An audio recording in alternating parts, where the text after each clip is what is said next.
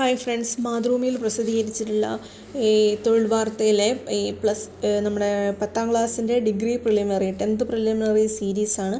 അപ്പോൾ അതിനകത്ത് 3ാമത്തെ വീഡിയോ ആയിട്ടാണ് ഞാൻ ഈ ഒരു വീഡിയോ ചെയ്തിരിക്കുന്നത്. അതിനകത്ത് 2 വീഡിയോ കാണാത്തവരുണ്ടെങ്കിൽ ഒന്ന് കാണുക. ഇത് തൊഴിൽ വാർത്തയിൽ വന്നിരിക്കുന്നവനാണ്. അപ്പോൾ തൊഴിൽ വാർത്ത വരാത്തവരോ വരുത്തിക്കാത്തവരോ അങ്ങനെ അല്ല മറ്റെന്തെങ്കിലും പ്രസിദ്ധീകരണങ്ങൾ നോക്കുന്നവരോ ഒക്കെ ഉണ്ടെങ്കിൽ ഇതൊരു ഉപകാരപ്പെടുമെന്ന് വെച്ചിട്ടാണ് ഈ ഒരു വീഡിയോ നമ്മൾ ഇതിനകത്തേക്ക് അപ്ലോഡ് ചെയ്യുന്നത്. അപ്പോൾ എന്തൊക്കെയാണ് ചോദ്യങ്ങൾ നമുക്കൊന്ന് നോക്കി നോക്കാം. അപ്പോൾ ഓട്ടിസം, സെറിബ്രൽ പൾസി, ബുദ്ധിമാന്ദ്യം, മൾട്ടിപ്പിൾ ഡിസബിലിറ്റി ബാധിതരുടെ അമ്മമാർക്ക് ഉപജീവനമാർഗം ഉറപ്പിക്കാനായിട്ട് ഇലക്ട്രിക് ഓട്ടോ നൽകുന്ന പദ്ധതിയാണ് സ്നേഹയാനം പദ്ധതി. ലൈംഗിക അതിക്രമങ്ങൾ, ആസിഡാക്രമണങ്ങൾ, ഗാർഹിക പീഡനം തുടങ്ങിയവ അതിജീവിച്ച സ്ത്രീകൾക്കും കുട്ടികൾക്കും അടിയന്തര ധനസഹായം നൽകുന്ന പദ്ധതിയാണ് ആശ്വാസനിധി. ഭിന്നശേഷിയുള്ള അമ്മമാരുടെ കുഞ്ഞിന് 2 വയസ്സ് തികയുന്നവരെ പ്രതിമാസം ധനസഹായം നൽകുന്ന പദ്ധതിയാണ് മാതൃജ്യോതി. തീവ്രമായ ശാരീരിക മാനസിക വെല്ലുവിളികൾ നേരിടുന്നവരെ സംരക്ഷിക്കുന്ന സ്ത്രീകൾക്ക് സ്വയം തൊഴിൽ ആരംഭിക്കുന്നതിനുള്ള ഒരു ധനസഹായ പദ്ധതിയാണ് സ്വാശ്രയ. ചൂഷണത്തിന് വിധേയരായി അവിവാഹിതരായിരിക്കെ തന്നെ അമ്മയായവരുടെ പ്രതിമാസ ധനസഹായമാണ് സ്നേഹസ്പർശം. സാമ്പത്തികമായി പിന്നോക്കം നിൽക്കുന്ന കുടുംബങ്ങളിലെ കുട്ടികളുടെ വിവാഹത്തിന് കേരള സാമൂഹ്യ സുരക്ഷാ മിഷൻ കോർപ്പറേറ്റ് ഗ്രൂപ്പുകളുടെ സഹകരണത്തോടെ നടപ്പാക്കുന്ന ഒരു ധനസഹായ പദ്ധതിയാണ് പ്രത്യാശ. തീവ്രമായ ശാരീരിക മാനസിക വെല്ലുവിളി നേരിടുന്നവരെയും 100% മന്ദത ബാധിച്ചവരെയും ബുദ്ധിമാന്ദ്യം, ഓട്ടിസം, സെറിബ്രൽ പൾസി എന്ന രോഗങ്ങൾ ബാധിച്ചവരെയും പ്രായാധിക്യം കൊണ്ടും ക്യാൻസർ മുതലായ പലവിധ രോഗങ്ങൾ കൊണ്ട് കിടപ്പിലാവുകയും ദൈനംദിന കാര്യം നിർവഹിക്കാൻ വരസഹായം ആവശ്യമാവുകയും ചെയ്യുന്ന അവസ്ഥയിലുള്ള ആളുകളെയും അവരുടെ പരിചാരകരെയും ഉൾപ്പെടുത്തി പരിചരിക്കുന്നവർക്ക് പ്രതിമാസ ധനസഹായം എന്ന് പറയുന്നതാണ് ആശ്വാസകിരണം പദ്ധതി. അടുത്തത് വിവാഹ ബന്ധത്തിലൂടെ പരാതിക്കാരിക്ക് അനുഭവിക്കാൻ അവകാശപ്പെട്ട സൗകര്യങ്ങൾ തുടർന്നു ലഭിക്കുന്നതിന് നിയന്ത്രണമോ നിരോധനമോ ഏർപ്പെടുത്താനും ഗാർഹികാതിക്രമങ്ങളിൽ നിന്ന് വനിതകളെ സംരക്ഷിക്കാനും 2005 നിയമപ്രകാരം ഏതിനത്തിലുള്ള ഗാർഹികാതിക്രമത്തിൽ ഉൾപ്പെടുന്നുണ്ട് സാമ്പത്തിക ദുർവിനിയോഗം. സ്ത്രീകളുടെയും കുട്ടികളുടെയും ക്ഷേമവുമായി ബന്ധപ്പെട്ട് ഗ്രാമപഞ്ചായത്തിലെ പദ്ധതികളുടെ നിർവഹണം, സ്ത്രീകളും കുട്ടികളുമായി ബന്ധപ്പെട്ടുള്ള ജാഗ്രതാ സമിതി മേൽനോട്ടം ഇവയൊക്കെ നിർവഹിക്കുന്നവരാണ് ICDS സൂപ്പർവൈസർമാർ. ഒരു ദുരുദ്ദേശത്തോടെ കമ്പ്യൂട്ടറിലോ കമ്പ്യൂട്ടർ ശൃംഖലയിലോ അതിക്രമിച്ച് കയറി വിവരം തയ്യാറാക്കുന്നൊരു ദുഷ്പ്രവൃത്തിക്ക് പറയുന്ന പേരാണ് ക്രാക്കിംഗ്.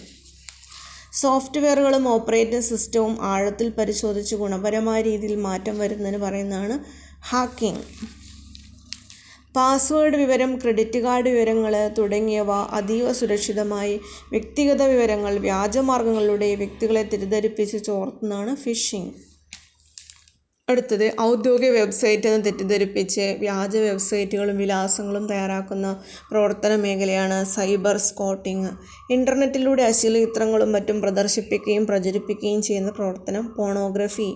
ISROയുടെ 2ാമത്തെ ചെയർമാനായ മലയാളിയാണ് MGK മേനോൻ. വിമൻ ലേബർ മാർക്കറ്റുമായി ബന്ധപ്പെട്ട പഠനം 2023 സാമ്പത്തിക നോബൽ സമ്മാനം നേടിയതാണ് ക്ലൗഡിയ ഗോൾഡ്.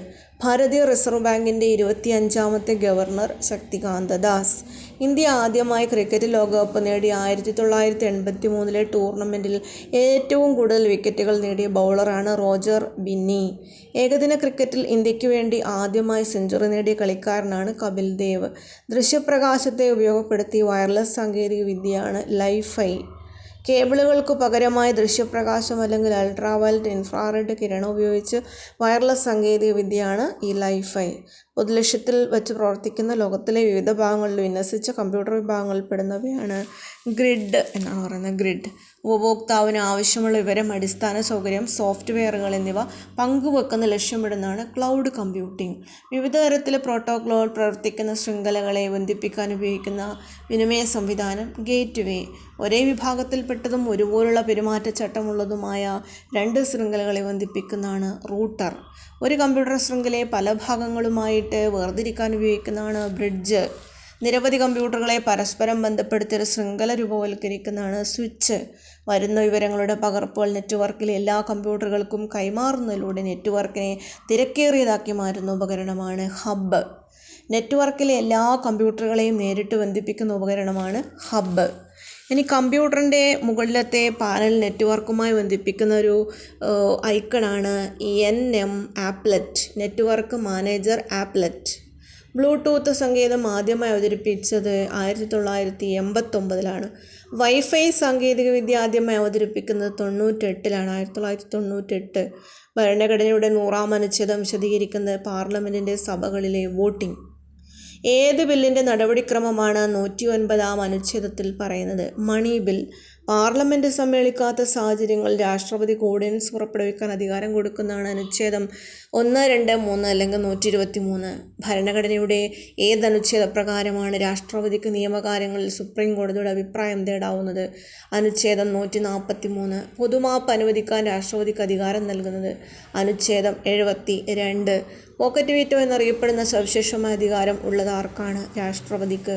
മുഖ്യമന്ത്രി ഉൾപ്പെടെയുള്ള സംസ്ഥാന മന്ത്രിസഭയുടെ അംഗസംഖ്യ ആകെ നിയമസംഖ്യയുടെ എത്ര ശതമാനത്തിൽ കവിയാൻ പാടില്ല? 15. ഭരണഘടനയുടെ സംസ്ഥാന മന്ത്രിസഭയിൽ മന്ത്രിമാർ ഉൾപ്പെടെ കുറഞ്ഞത് എത്ര മന്ത്രിയെങ്കിലും ഉണ്ടാവണം? 12. സംസ്ഥാന നിയമസഭകളിലെ അംഗസംഖ്യ എത്രയിൽ കുറയരുതെന്നാണ് 170 പറയുന്നത്? 60. സംസ്ഥാന ബജറ്റിനെ പ്രതിപാദിക്കുന്ന അനുച്ഛേദമാണ് 202. മധ്യകാലഘട്ടം മുതൽ ഇന്ത്യയിൽ നിലനിന്നു പോന്ന സ്ഥാനചിഹ്നങ്ങളും ബഹുമതികളും നിർത്തലാക്കുന്നത്? അനുച്ഛേദം 18. റായ് ബഹദൂർ, സവായ് റായ് സാഹിബ്, താലൂക്ക്ദാർ ഇതെല്ലാം പറയുന്നത് എന്താണ്? അനുച്ഛേദം 18. ഏത് കമ്മിറ്റിയുടെ നിർദ്ദേശമാണ് 86-ാം ഭരണഘടനാ ഭേദഗതിയിൽ കലാശിച്ചത്? സൈക്യ കമ്മിറ്റി. 2009 വിദ്യാഭ്യാസ അവകാശ നിയമത്തിന് കാരണമായൊരു ഭരണഘടനാ ഭേദഗതിയാണ് 86-ാം ഭരണഘടനാ ഭേദഗതി. അറസ്റ്റ് ചെയ്യപ്പെട്ട ആളെ എത്ര മണിക്കൂറിനുള്ളിൽ മജിസ്ട്രേറ്റിന് മുമ്പിൽ ഹാജരാക്കണം? 24 മണിക്കൂറിനുള്ളിൽ. എത്ര മാസത്തിൽ കൂടുതൽ കാലയളവിൽ ഒരാളെ കരുതൽ തടങ്കലിൽ വെക്കാൻ പാടില്ല? 3 മാസം. ഭൂവൽക്കം, തൊട്ടടുത്ത പാളിയായ മാൻഡിൽ എന്നിവയെ വേർതിരിക്കുന്ന വിച്ഛിന്നതയാണ് മൊഹോറോവിസിക് വിച്ഛിന്നത. വൻകര ഭാഗങ്ങളിൽ നിലനിൽക്കുന്ന ഭൂവൽക്ക ഭാഗമാണ് സിയാൽ. കടൽത്തറ ഭാഗങ്ങളെ ഉൾക്കൊള്ളുന്നത് സിമ. സിയാൽ, സിമ എന്നിവയെ വേർതിരിക്കുന്ന ഭൂചലനീയ വിച്ഛിന്നതയാണ് കൊണാഡ് വിച്ഛിന്നത. കോൺറാഡ് വിച്ഛിന്നത. എന്താണ് പറയുന്നത്? കോൺറാഡ് വിച്ഛിന്നത.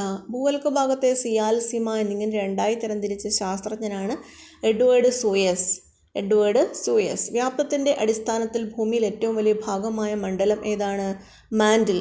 ഭൂമിയുടെ മൊത്തം വ്യാപ്തത്തിൻ്റെ 83%, മൊത്തം പിണ്ഡത്തിൻ്റെ 68% ഉൾക്കൊള്ളുന്ന ഒരു മണ്ഡലം ആണ് ഏതാണ്?